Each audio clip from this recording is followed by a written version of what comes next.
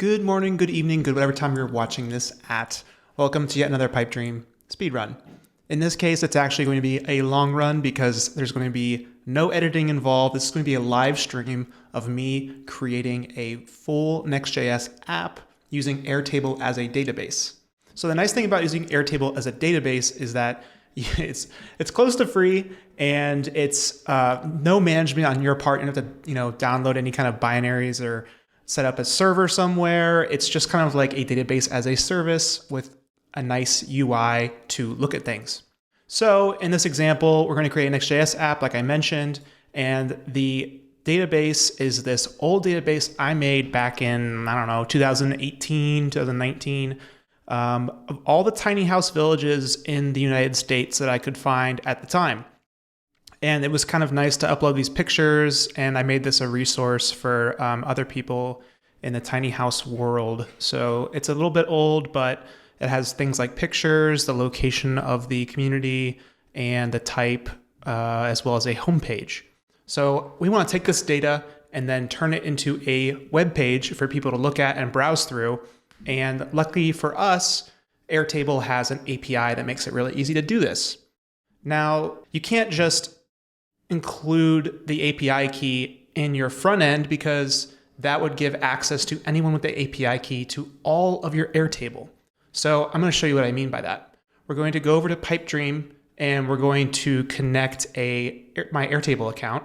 So we'll go to the account section here. We'll connect an app up in the top right-hand corner, and then we'll look for Airtable. And you can see that the instructions say visit your account settings, copy your API key. So we'll just open this link here, it goes right to our settings, and the API key is here. Now, you can do this two ways. You can create a read-only key, but what if we want to start allowing people to actually inject data? Then that's not going to be an option. So we'll just use this key, and Pipedream will act as like a proxy between Airtable itself and our Next.js app. So that way we can control access to this API key, keep it secret, but yet allow the public to insert certain records or read certain records. And this is a really nice little pattern to secure your API key without the song and dance of uploading some kind of code somewhere, running a Next.js app, and doing the whole CD/CI pipeline, which is quite a bit of work. So instead, we'll just copy the API key, paste it in here, and I'm going to call it Pierce's Airtable. So now Pipedream has access to all my bases, and I have a nice way of controlling who has access and who doesn't. So we're going to call this Tiny House HTTP API. It's essentially what we're creating. We're creating an API for our front end to request records from our Airtable. Create an HTTP trigger, and we'll hit save and continue. So now I have this nice URL to ask for data from my Next.js app to Airtable. And now that we have our Airtable account connected, it's really as easy as searching for Airtable. And in this case, let's get all the records. So we'll just list records, and we'll connect our brand new Airtable account we just created. And the base will be the tiny house base that I just mentioned before. These are asynchronous options, which means that it's asking for these bases after I selected my account. And now we have a nice drop down. We'll select tiny house friendly resources. We didn't have to look up an ID of the base using the REST API. It's just a nice little shortcut. And then the table is the tiny house communities table. And we could add optional fields down the road. So say if we wanted to add a query param to our API call from Next.js to Pipedream, we could say, like sort by last time updated at, or sort by location, paginate, all kinds of things. We want to filter by location, filter by type, size, all kinds of stuff. So we're going to test this, and it should hopefully return a list of records for us to play with. Cool. We got these big old list of pictures and all kinds of goodies. So now we have a working HTTP trigger, and we need to return this data as a response. How we do that is by adding a new step and then going to the return an HTTP response. This will end the workflow. And the body will not be hello world. The body will be the result of this Airtable query, right?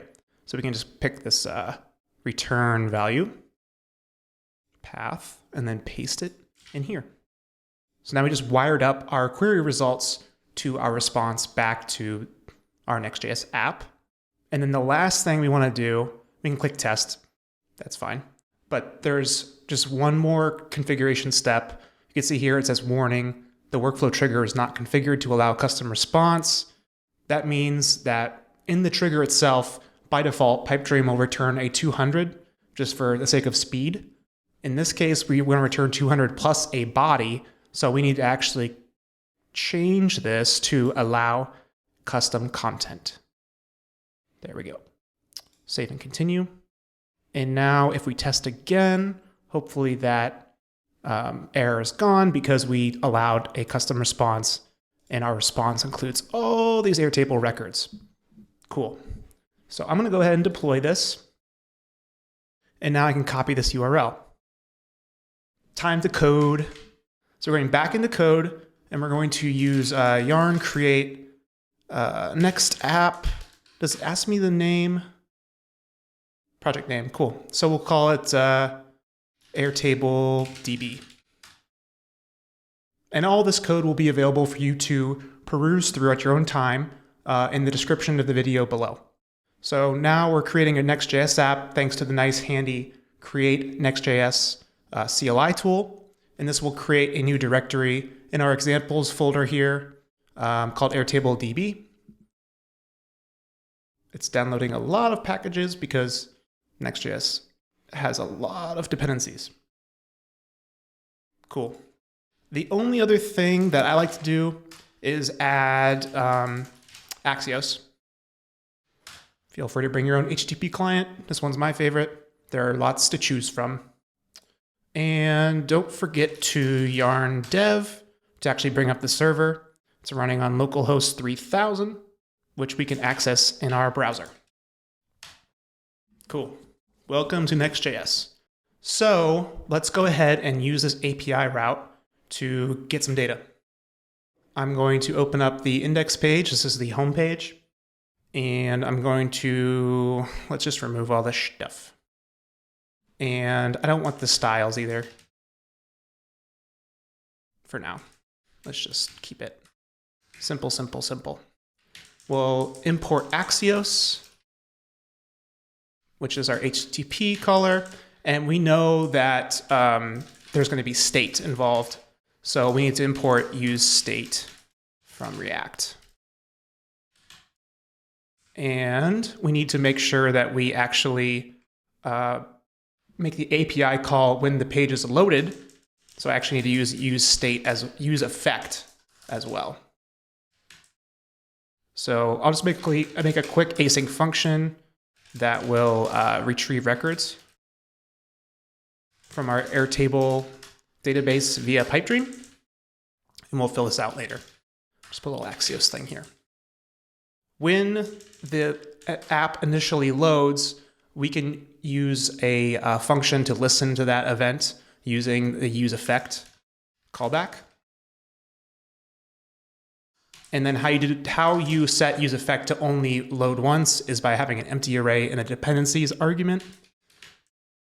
And then we can just retrieve the records here. This will call retrieve records, and we can do an Axios call here. So we'll do a GET request to our brand new API endpoint that we just created. Once I find it, here we go. So copy this, and we will paste it in here. After it's done, so we'll wait that, and we know that data is the returned object coming back from the response. Then we will set the records for this particular component to the response from our API. This goes back to that use state. It's a stateful component, like I mentioned. So we have to actually set records, use records, and set records from use state, which initially is just going to be an empty array. So we will grab the records so we'll set the records by using set records and then just setting the data to the records. That's it. But now we can work on actually rendering out individual records. So I'll create a empty evaluation here, and we'll say records map, which will allow us to iterate over each record and then create a component from each one. So I'm actually going to separate the idea of a record from this regular homepage, the iterator, if you will, and we'll just say tiny house community. And then don't forget the key. The key is important because it allows React to tell a difference between all of the records in the big array. Without the key, it can't tell which component changes and which one doesn't. It's not important for this particular case because we're not updating individual records, components, we're not adding any kind of special functionality there, but it's a good practice to do this anyway. And I believe the key is just passed like this in the map function. Yeah, so you can see in that map definition there, it says value, comma, index. So the index will always be a unique number compared to the others. It's just counting the records. And then we could finally just spread the data like this. Cool. Now, the last thing we need to do is actually define the component we are going to render called Tiny House Community. So I like to just do it this way for quick and easy component creation. We're going to create a Tiny House Community component, and it's going to accept some values. It's going to accept some props, and we're going to return a simple React fragment to start, and just start with one particular prop. If we look at our response from the Airtable query, actually, I can just use this, can't I? Oh, you know what? Let's even make it easier. Let's just return all props and see if React just explodes. So now we have the basic loading of the page, retrieving the records, and then mapping out the response in a div. And I'm just going to go ahead and get rid of some of this cruft and refresh the page and see what blows up. So we've got nothing in the view right now. Maybe I made a mistake. Yeah, you can't just return an object. That's what I thought. So we're going to choose one particular prop. If we look at the network calls, we can easily see. It's not a network, huh? I'm just going to put a debugger up here. I like to use debuggers. It's way easier to see what's going on. Refresh the page, and we could see the debugger stopped right here. And sure enough, there's a big data object, and we can see it clearer by going to the console and saying props. And this is the individual record from our list of tiny house communities. And I could see even I forgot about all this stuff. I put the geocode data. I put the amps available for if you want to plug in your house, you need 50 amps versus 30. Number of spaces available, that kind of stuff. And even a slug. Man, this is a long time ago. But anyway, I digress.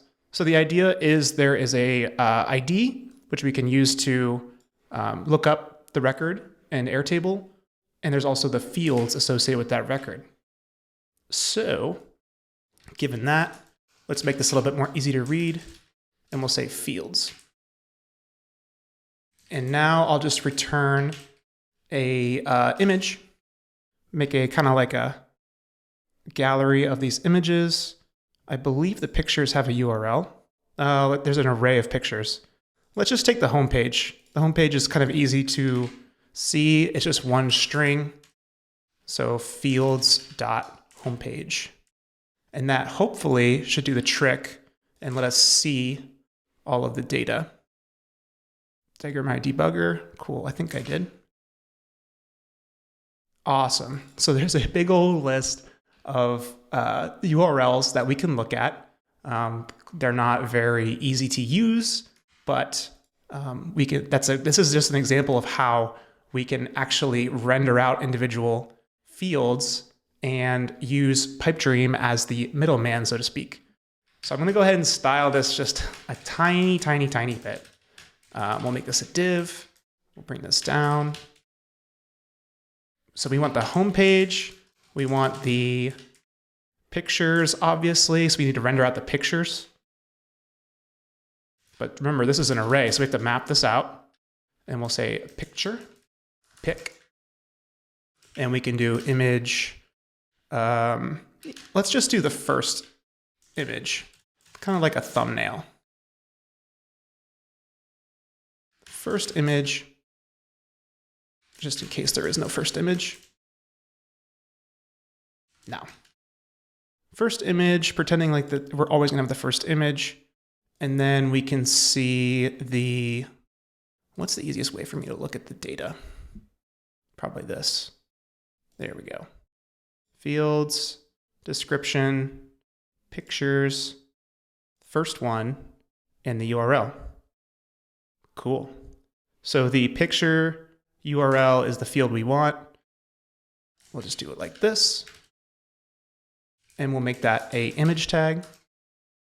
The src, the source, is set to pictures, the first picture in the list.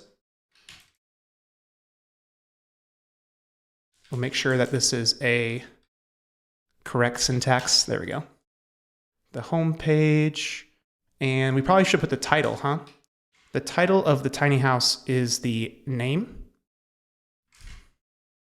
So we'll set that as the fields.name. And we can even make this a clickable link just by turning it into an href.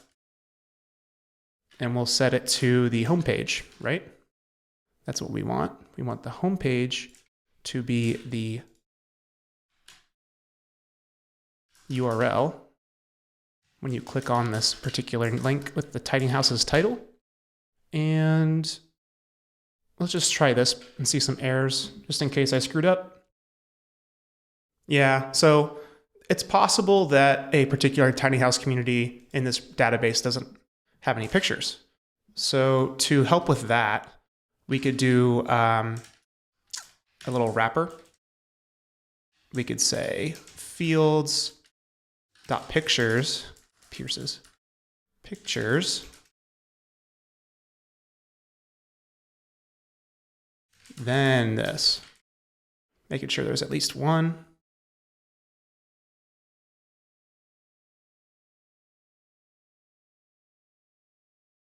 This is live coding its best. There we go. Okay, cool. So we've got this huge list of, wow, some big pictures, some small pictures. There's links, and we should probably just turn this into a quick kind of like grid. So that way it doesn't look so crazy. And I'll just set a width on here. Do something common sense just to start. 400 pics. And somewhere there's a CSS file that we can play with to actually change the styles, the globals. I'm just going to define a quick, let's see here, a container. Call it class name container. And we'll make a display grid on that, just so we have a quick and easy grid to look at.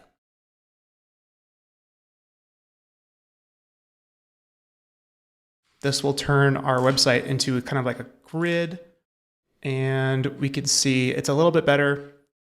We can add template columns later, but this is kind of the proof of concept to show how you could easily create this proxy effect.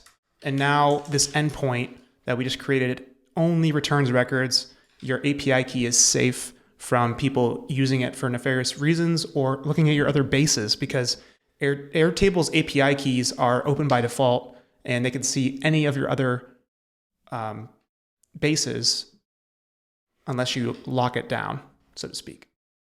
The last thing I'm going to do here is add an H3. Make this a nice header. It should be an H2. Cool. So this is just a really, really, really simple, I think I just accidentally clicked on one of these links. It's a really, really simple example of how you can use Airtable as your database. We can even add a form to add a tiny house entry and still protect it if people try to reverse engineer your front end and find the API key that can create or read any other bases. I think that will be a follow-up video, but this is a good start to our example on how to create a Next.js app using Airtable as your database and Pipedream as the in-between without exposing yourself and making your website insecure. I hope you enjoyed this one, and I hope you enjoyed the long format. If you have any other questions about Next.js and Pipedream, happy to answer them and create example videos. Have a great day.